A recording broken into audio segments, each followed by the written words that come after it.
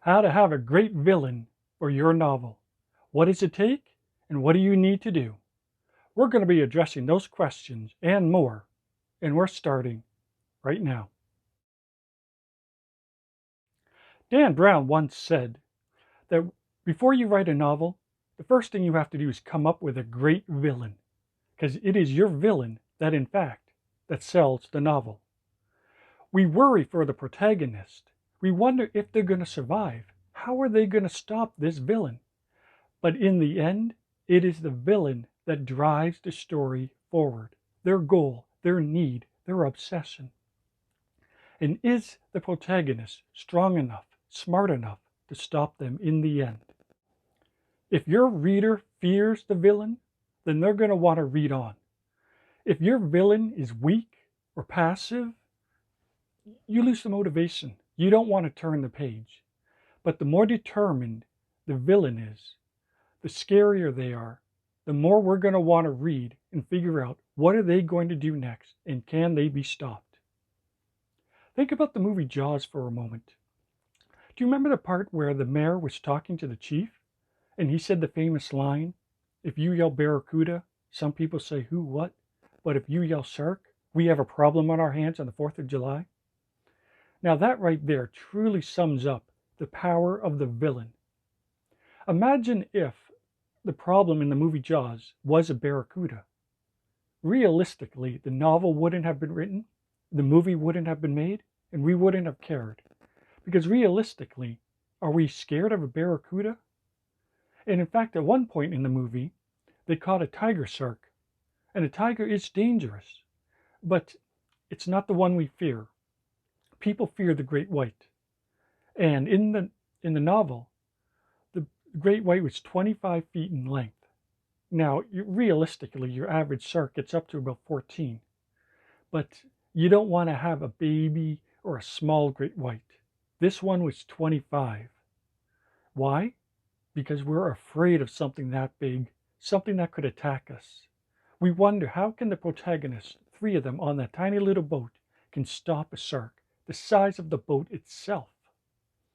That is why we kept watching and we read the book, because we wanted to know how on earth this antagonist is going to be stopped. As a writer, you want to make sure that your antagonist is bigger, smarter, and more powerful than your protagonist. The more we fear their power, the more we're going to read on. Think of Empire Strikes Back. Think about how big and powerful Darth Vader was, and the resources that the Empire had, and how weak the rebels were. If the roles were reversed and the rebels were powerful, we wouldn't have cared.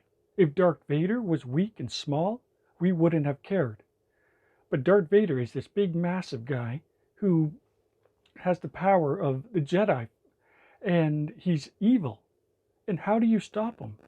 But it isn't just him. It's the entire empire up against a small rebellion. The more powerful your antagonist, the more we're going to want to read on to see how it ends. If I say Sherlock Holmes, you know immediately that Moriarty is the villain of Sherlock Holmes. And Sherlock Holmes can solve any problem. But Professor Moriarty is bigger and stronger and smarter than Sherlock Holmes. We now worry for Sherlock Holmes. He's not out there investigating something minor. He's up against a villain who is smarter than he is. Now we worry and wonder, how is Sherlock Holmes going to solve this problem? By creating a villain who is better and smarter than your protagonist, we worry for them. Just like in a Sherlock Holmes novel. But don't just create any villain who's just out there being bad. Give them a motivation. We have to wonder why. What does the villain want? What is their drive? Because in any story, the villain has the greatest drive out of everybody. They are the most motivated. They want something. There is a difference between want and need. And both characters, protagonist and antagonist, both start off with a want and a need. And this is what makes them similar in the beginning of the novel.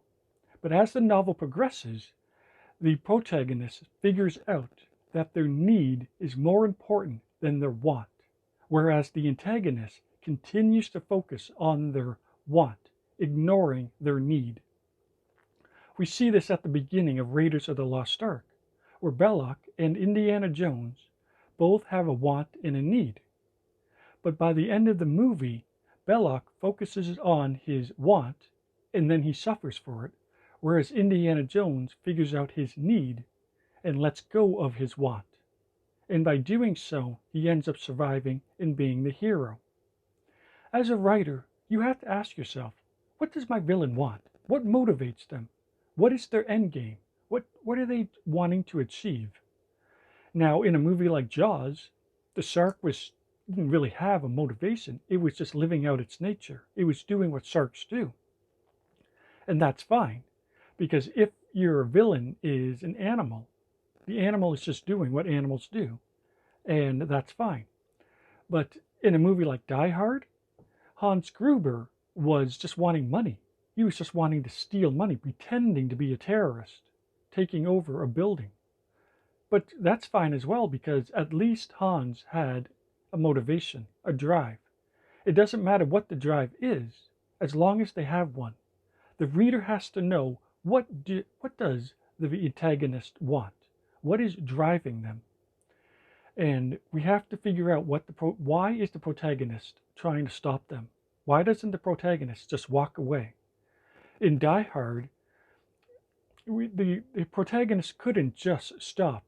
He couldn't, because his wife was in danger. The antagonist had hostages, and one of them was his wife.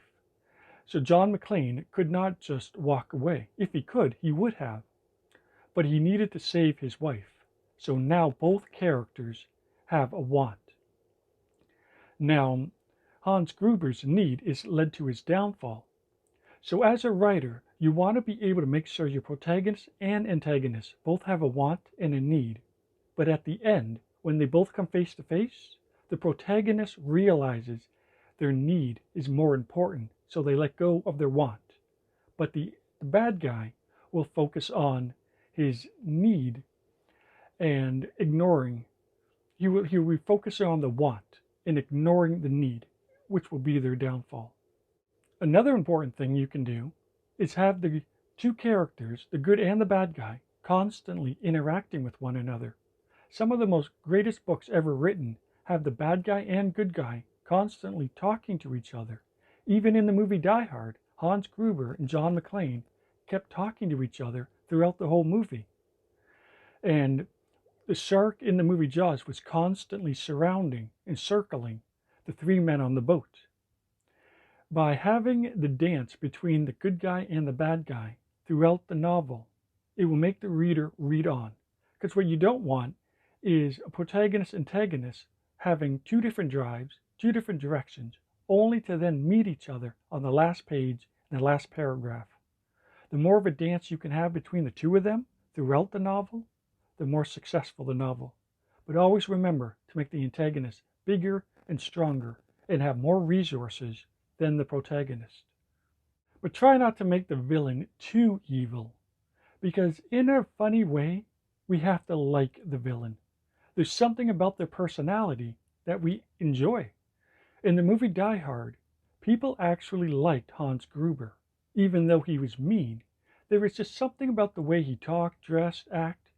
There was something that we wanted to watch more.